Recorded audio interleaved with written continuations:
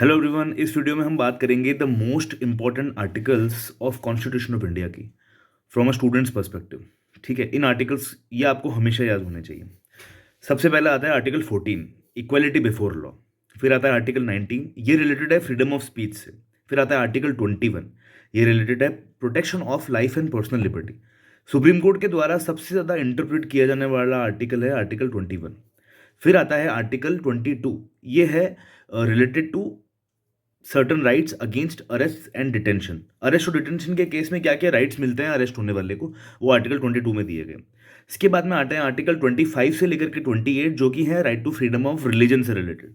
फिर आते हैं article 29 and article 30 which is related to cultural and educational rights. फिर आता है कॉन्स्टिट्यूशन का सबसे मोस्ट इंपॉर्टेंट राइट, वो है आर्टिकल 32, जिसके अंदर दी गई है constitutional remedies in case of violation of fundamental rights. अगर किसी के फंडामेंटल राइट्स वायलेट होते हैं तो फिर जो अग्रीव्ड है वो सुप्रीम कोर्ट को अप्रोच कर सकता है और उसको रेमेडी भी मिलेगी आर्टिकल 32 के तहत।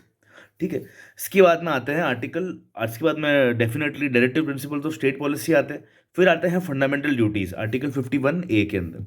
इसके बाद में आता है आर्टिकल 74, जो कि बेस है पार्लियामेंट्री डेमोक्रेसी का, जिसमें दिया गया है कि there shall be a council of ministers headed by the prime minister to aid and advise the president. यहाँ पे कलेक्टिव रिस्पॉन्सिबिलिटी की बात की गई है, किसकी? काउंसिल ऑफ मिनिस्टर्स की।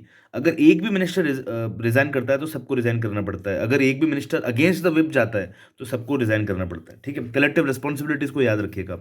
इसके बाद में आता है आर्टिकल 102, जो बात करता है डिस्क्वालिफिकेशन ऑफ एमपीज की। अच्छा, इससे रिलेटेड एक शेड्यूल 10 भी है, जिसके अंदर एंटी डिफेक्शन लॉ का डिस्कस किया गया है। जो एमपीज एक पार्टी को छोड़ करके दूसरे पार्टी में चले जाते हैं, उनके ऊपर एंटी डिफेक्शन लॉ लगता है, जो कि दिया गया है शेड्यूल 10 के अंदर। इसके बाद आता है आर्टिकल 105, जिसके अंदर दी गई है powers and privileges of both the houses of parliament. और जो एमपीज हैं उनकी पावर्स एंड प्रिविलेजेस, इसके साथ में जो कमिटीज बनाई जाती है उनकी पावर्स एंड प्रिविलेजेस। फिर आता है आर्टिकल 123, जो कि रिलेटेड है ordinance making power of the president. ये प्रेसिडेंट की लेजिस्लेटिव पावर को दर्शाता है। फिर आता है आर्टिकल 129, जो कि सुप्रीम कोर्ट को बोलता है कि ये कोर्ट ऑफ रिकॉर्ड है, और सुप्रीम कोर्ट अपने प्रीवियस जजमेंट्स को यूज कर सकता है अभी प्रेजेंट जजमेंट्स के अंदर। ठीक है, मतलब उसके प्रीवियस जजमेंट्स जो हैं वो लागू होंगे आगे आने वाले टाइम पे भी। फिर आता है आर्टिकल 136, ये है related to special leave petition. जो कि आप स्पेशल लीव लगाते हैं, स्पेशल एप्लीकेशन लगाते हैं सुप्रीम कोर्ट के अंदर, वो आर्टिकल 136 के अंदर आता है। इसके बाद में आता है आर्टिकल 141, जो कि ये बोलता है कि सुप्रीम कोर्ट के द्वारा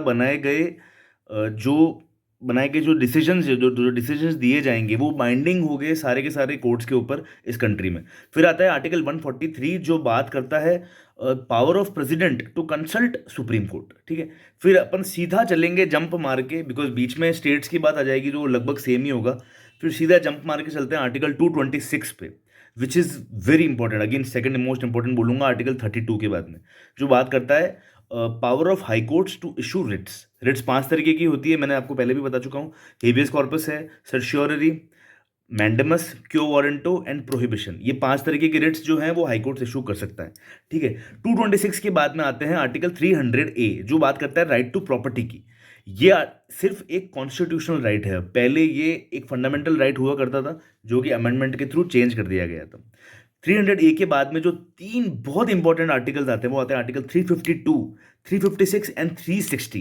352 बात करता है नेशनल इमरजेंसी की, 356 बात करता है प्रेसिडेंट्स रूल की, एंड 360 बात करता है किस चीज़ की?